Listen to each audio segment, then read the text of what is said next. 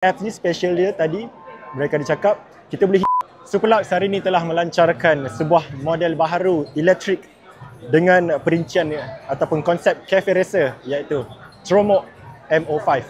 Dan ini adalah spesifikasi ringkas yang ada pada motosikal ini. Jom kita lihat.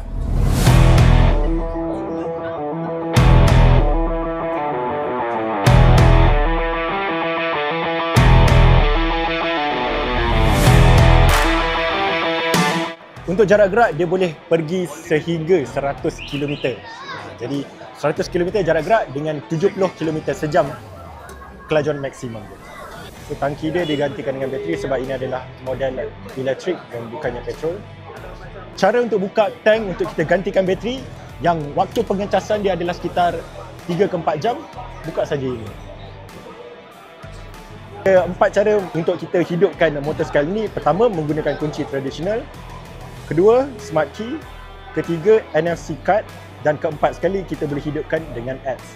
Dengan apps ni special dia tadi, mereka ada cakap kita boleh hidupkan dari jarak jauh. Andai kata anda di Perak, motosikal ini di KL boleh hidupkan.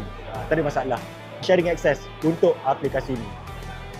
Di sini juga kita boleh nampak trip, kilometer, safety features, bateri dan sebagainya.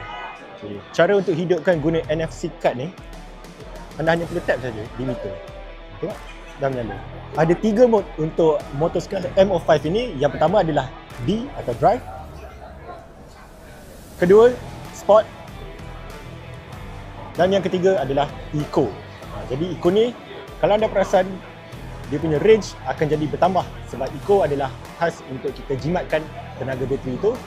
Kalau untuk normal ataupun drive, 32 km, ini adalah range dia.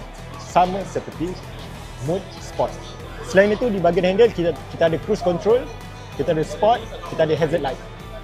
Untuk handlebar belah kiri, kita ada lampu high beam, low beam, signal, horn dan juga yang paling menarik, dia ada reverse gear.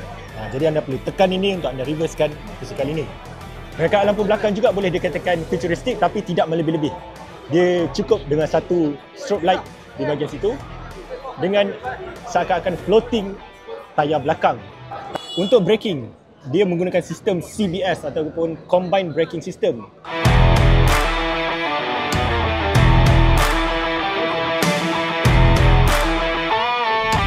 Warna yang ditawarkan ada 3, iaitu warna hitam, kelabu dan juga warna silver.